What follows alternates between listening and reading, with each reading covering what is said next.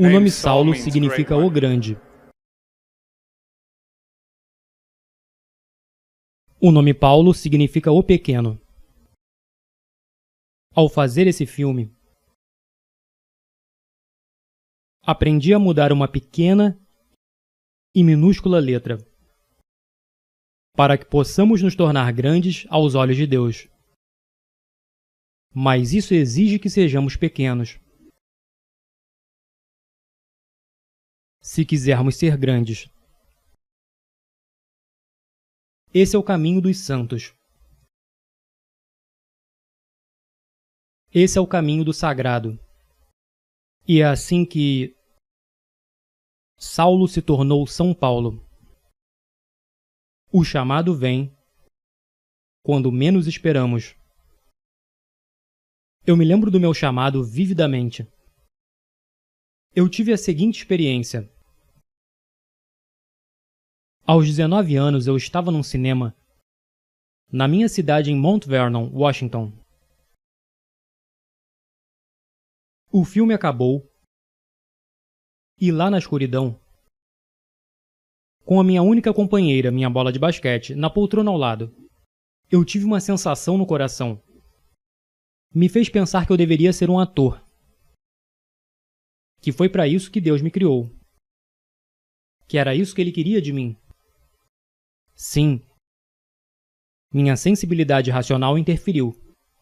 Eu não sabia nada sobre atuar, sem agente, sem empresário. Eu não consigo decorar os textos. Ainda assim, uma inspiração veio. Eu tinha um chamado.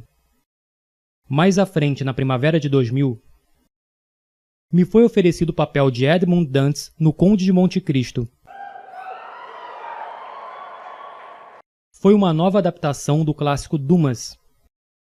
Um período muito estressante. Pela primeira vez na vida eu senti o que é ser um ator principal. E eu me deparei com aquilo que eu almejava alcançar por tanto tempo, mas não tinha paz. Tudo nesse filme foi uma batalha. Meu personagem, Edmund Dantes, está preso injustamente.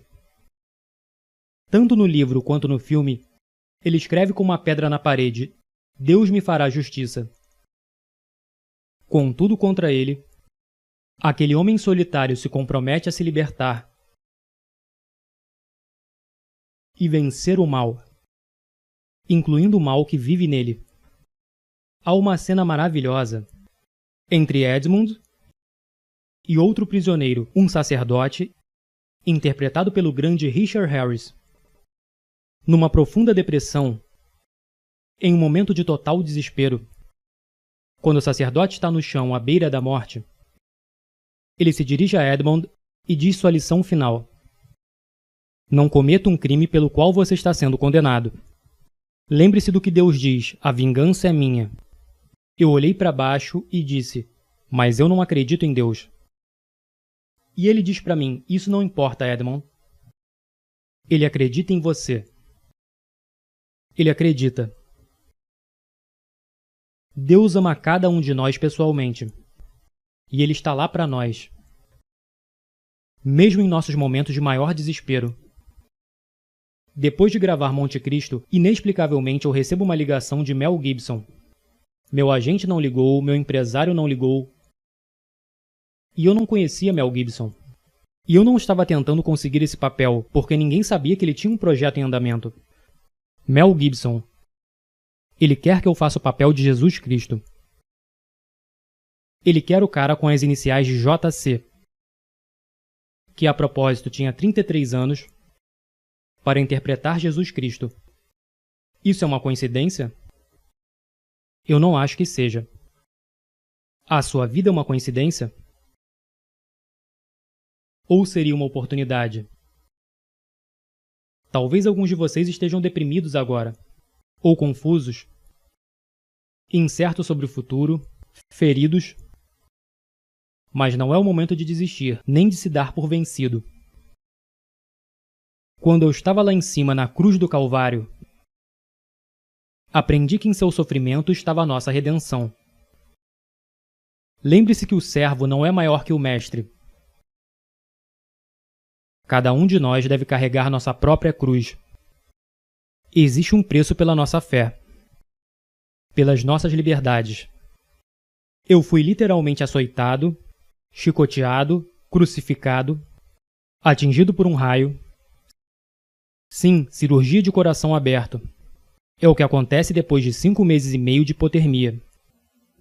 Um dia, durante as filmagens, meu braço estava preso numa viga pesada. Então alguém me puxou para outra direção. Meus músculos torceram e meu ombro foi deslocado.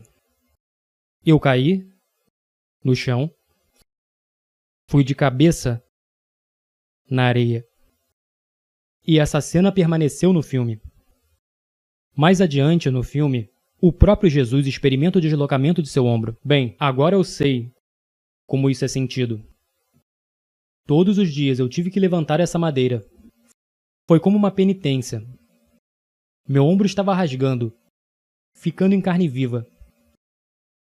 E hora após hora, ficava cada vez mais pesado.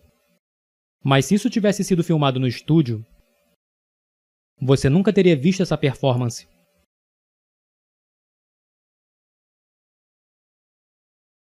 Esse sofrimento fez a minha performance.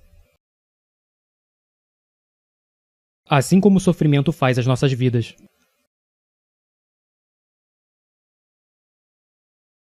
Alguns de nós nesse momento, e vocês os conhecem, se agarram a um falso cristianismo. De palavras bonitas, eu chamo isso de Jesus feliz e a glória. Pessoal, houve muita dor e sofrimento antes da ressurreição. E a sua caminhada não será diferente. Então abrace sua cruz e siga em direção ao seu objetivo. Eu quero que você entre nesse mundo pagão. Eu quero que você entre nesse mundo pagão e confesse descaradamente sua fé em público. O mundo precisa de guerreiros orgulhosos, animados por sua fé. Guerreiros como São Paulo e São Lucas, que arriscam seus nomes e suas reputações para levar sua fé, seu amor por Jesus ao mundo. Deus está chamando cada um de nós, a cada um de vocês, para fazerem grandes obras, mas quantas vezes nós não respondemos e ignoramos sua voz como se fosse um devaneio mental? É hora da nossa geração aceitar o chamado, ao chamado de Deus, que exorta todos nós a nos entregarmos inteiramente a Ele, para que sua mão gentil guie você em seu caminho. Mas primeiro você tem que assumir o compromisso, orar, jejuar e meditar nas Sagradas Escrituras, e se comprometer a levar os Santíssimos Sacramentos a sério, porque vivemos em uma cultura agora que está em declínio. As pessoas estão em perigo de sucumbir nos próprios excessos. O mundo inteiro está imerso no pecado. Mas no silêncio do nosso coração, Deus está nos chamando. Está chamando a cada um de nós para nos entregarmos inteiramente a Ele. E quantas vezes o ignoramos? Ignoramos o seu doce chamado. O grande santo de Auschwitz, São Maximiliano Kolbe, disse que a indiferença é o maior pecado do século XX. De fato, meus irmãos e irmãs, também é o maior pecado do século XXI. Temos que nos livrar dessa indiferença, dessa tolerância destrutiva para com o mal. Somente nossa fé e a sabedoria de Cristo podem nos salvar. Mas isso requer guerreiros prontos para arriscarem suas reputações, seus nomes e até suas próprias vidas, para permanecermos na verdade. Coloque-se à parte dessa geração corrompida. Seja santo Você não foi feito para se encaixar. Você nasceu para se destacar. Agora em nosso país, estamos felizes em seguir com a correnteza. Nós temos um culto à liberdade agora, em que todas as opções são iguais, não importa quais sejam as consequências. Você realmente acha que isso é liberdade? O Papa João Paulo disse: a democracia não pode ser mantida sem quaisquer obrigações específicas, sem as verdades morais sobre a pessoa humana e a sociedade. A questão fundamental colocada por uma sociedade democrática é a seguinte: como podemos viver juntos? Buscando uma resposta para essa pergunta, a sociedade pode esconder verdades morais e razões morais? Toda geração americana precisa saber que a liberdade existe não para você fazer o que quiser, mas para que você tenha o direito de fazer o que deve.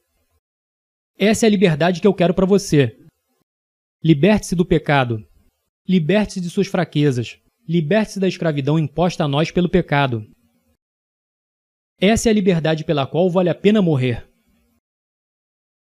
Isso me lembra o que Mel Gibson disse em seu primeiro filme vencedor do Oscar, Coração Valente. O que ele disse ao seu pequeno e desorganizado exército, e eu digo a vocês essa noite. Eu vejo um exército inteiro de meus compatriotas aqui desafiando a tirania. Vocês vieram lutar como homens livres. E vocês são homens livres. O que vocês farão sem a liberdade? Vocês lutarão? Um homem diz: não, correremos e viveremos. Sim. Lutem e vocês poderão morrer. Fujam e vocês viverão. Pelo menos por enquanto.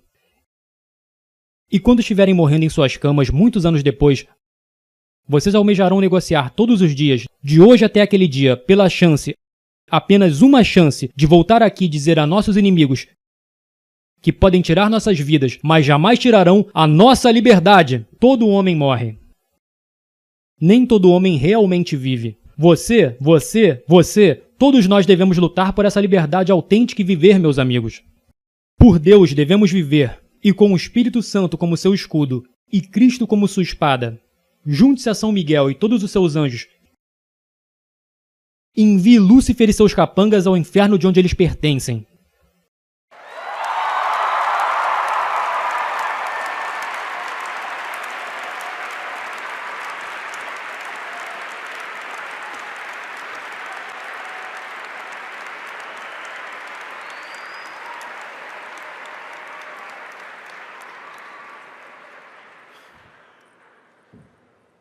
Saulo significa o grande. O que Paulo significa? O pequeno. Então, se quisermos ser grandes aos olhos de Deus, o que precisamos ser? Pequenos? Quero dizer, o que precisamos ser? Desculpe. Pequeno. Que Deus ame e proteja todos vocês e os guie por todos os dias de suas vidas. Eu não posso te ver agora, mas mal posso esperar para te ver no céu. Amo vocês, que Deus abençoe. Lute firme.